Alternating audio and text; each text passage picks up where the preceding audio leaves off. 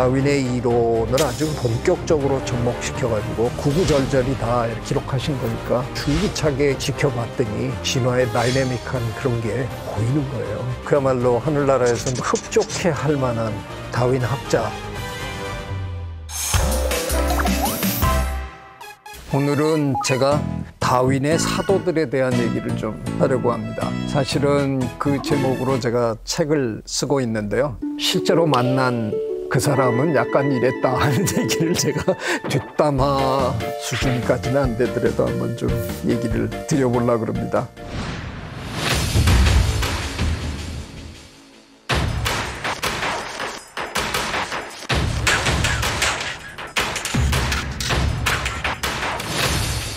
제가 2009년에 제일 기억에 남는 특집이 그 당시 한국일보에서 기획한 건데요. 저한테 지금 이 순간 다윈이 그야말로 하늘나라에서 내려다보면서 가장 흡족해 할 만한 다윈 학자 5분만 골라가지고 한번 인터뷰를 해달라. 그러면 신문 1면을 다 주겠다. 그래서 제가 이제 선택한 분들이 제주도 교수님, 울승 교수님, 그리고 이미 우리나라에서 굉장히 유명해진 언어학자 또는 진화심리학자 스티븐 핑커, 그리고 데니얼 데닛이라는 철학계의 다윈이라고 불리는 분이거든요. 다윈의 이론을 아주 그냥 본격적으로 철학에 접목시켜가지고 가장 대단한 철학자 중에 한 분인데 그분, 그리고 제 생각에는 다윈 선생님이 만약에 지금 살아서 돌아오신다, 제일 먼저 달려가서 만나보실 분이라고 생각하는 게 그랜트 부부 교수님, 피터 그랜트와 로즈메리 그랜트. 그 두 분은 갈라파고스에 가서 다윈 선생님이 예전에 채집했던 그 핀치새를 현장 연구를 40년이 넘도록 하신 분들이에요. 그 40~50년이라는 건 사실 진화의 역사로 보면 뭐 눈도 깜짝할 정도도 안 될 정도로 짧은 기간이지만 그래도 한 40~50년을 줄기차게 현장에서 지켜봤더니 다윈 선생님이 얘기하신 진화의 다이내믹한 그런 게 보이는 거예요. 그래서 그걸 그야말로 구구절절히 다 이렇게 기록하신 거니까 다윈 선생님이 가장 총애하실 것 같은 분들이에요. 그래서 이제 그분들, 그리고 리처드 도킨스인데요.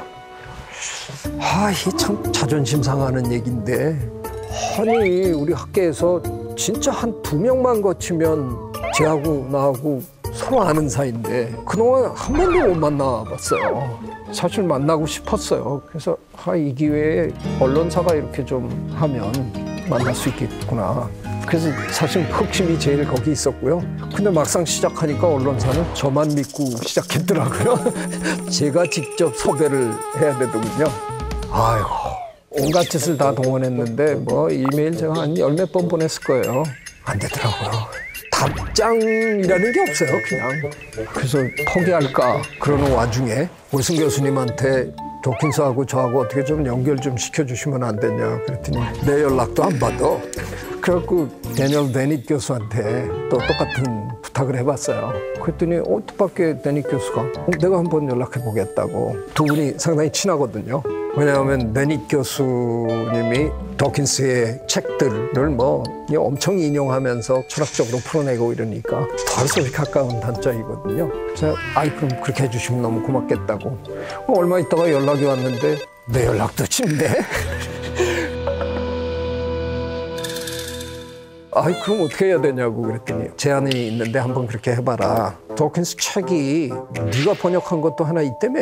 제가 무지개를 풀며라는 도킨스 책을 번역했거든요. 그래서 그렇다고 그랬더니 그 종종 말이야 한국에서 책이 번역이 되면 책을 안 보내줘. 그래서 만일 그거를 안 보내줬다면 보내줬더라도 네가 그냥 그걸 소포로 하나 보내라. 그 안에다 편지를 이렇게 써가지고 사실 내가 네 책을 이렇게 번역도 하고 그랬는데 뭐 이렇게 쓰면 어떠냐. 그거 좋은 생각이라고. 그래서 제가 이제 그 옥스퍼드 대학에 보내면서 한 단계 더 나갔죠. 학과 사무실에 전화를 하고 내가 도킨스 교수 앞으로 소포를 보내놨다. 도착하면 당신이 좀 직접 전달을 해주면 고맙겠다. 그리고 이 양반이 이 안에 편지를 써놨다 그러더라. 이렇게 얘기를 좀 해달라. 정확하게 이제 그렇게 얘기를 한 거예요. 그래서 이제 답장이 왔어요. 만나겠다. 그렇게 해서 이제 한 분 한 분 만나러 이제 다녔어요.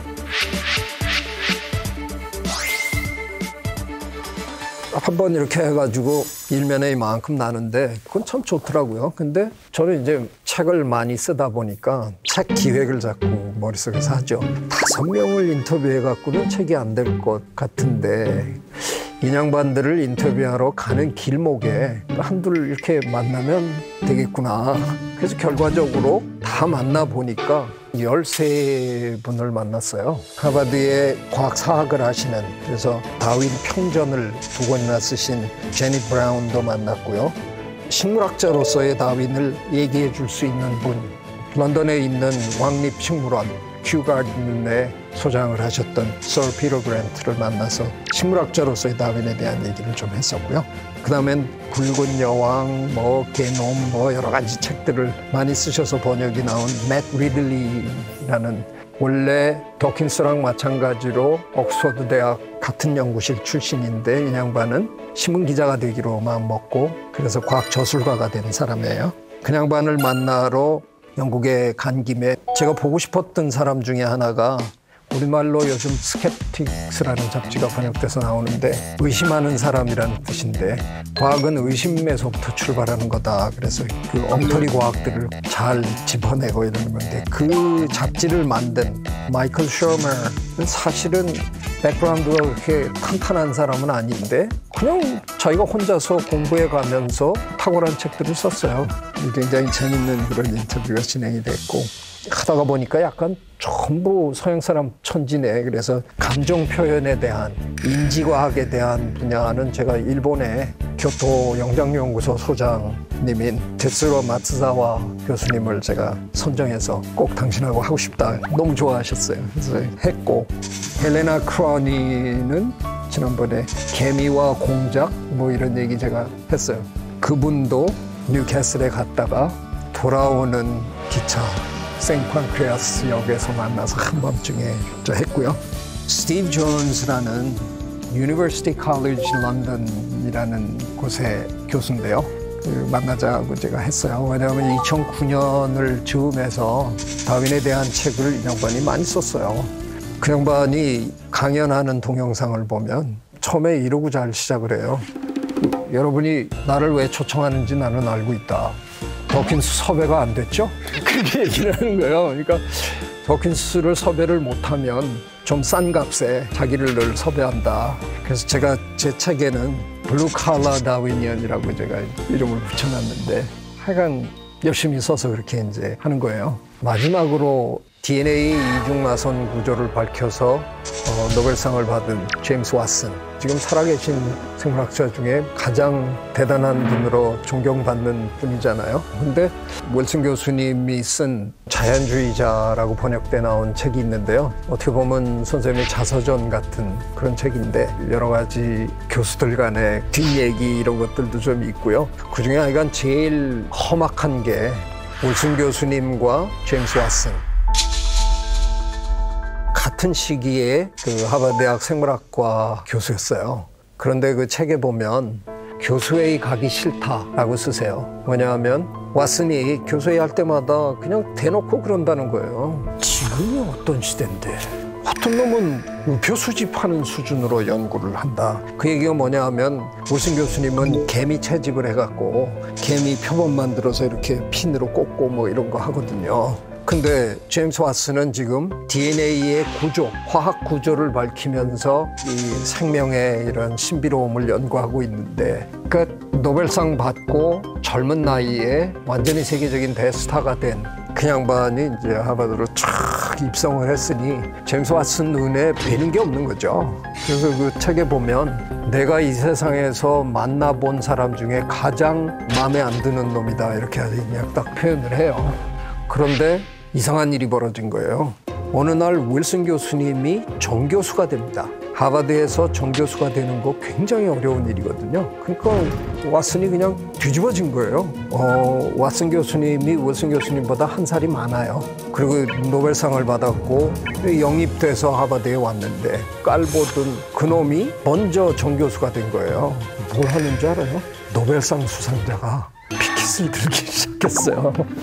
피켓을 써가지고 들고 교정에서 이렇게 서가지고 이게 말이 되냐?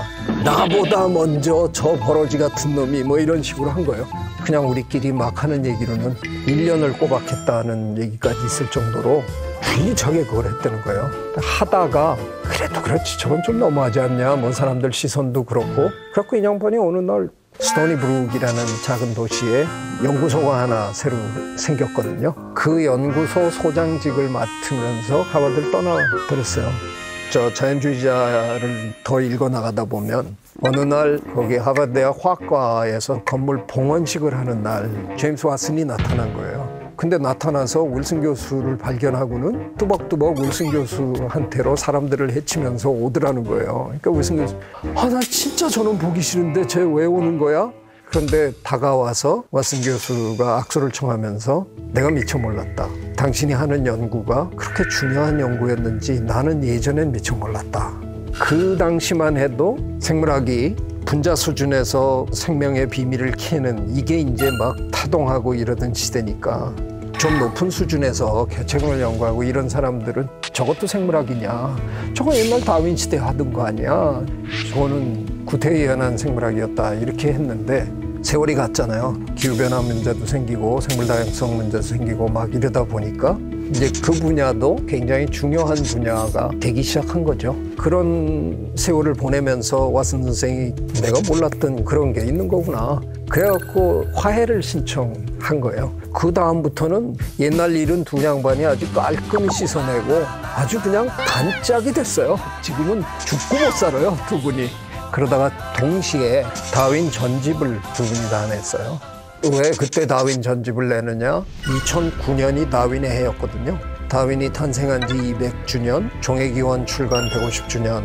서양은 이미 다윈의 해를 준비하면서 3년, 4년 전에 다윈 전집을 이제 내놓는 거예요.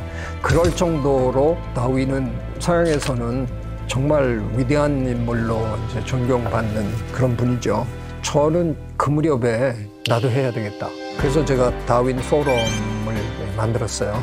우리 한번 뭔가 지금부터 준비해가지고 다윈에 대한 인식을 확 끌어올려 보자. 그래서 이제 시작을 했어요. 제일 우리가 해야 된다고 의견이 모아진 게 번역을 해야 된다는 거였거든요. 종의기원, 그리고 인간의 유래, 인간과 동물의 감정 표현 요 세 권을 하기로 했어요. 그래서 2019년에 이 책이 나왔고 아마 2021년에 마저 출간이 되지 않을까. 그래서 제법 제 생각에 도움이 많이 됐던 것 같아요. 저는 이제는 다윈 중진국 정도는 된 것 같다는 생각이 드는데 혹시 아직도 다윈을 영접하시지 않으신 분이 계시다 그러면 한번 제 얘기를 좀 들으시고 이게 그렇게까지 어려운 문제가 아니라는 거를 조금 이해하시면 훨씬 쉽게 접근하시지 않을까 그런 생각 해봤습니다.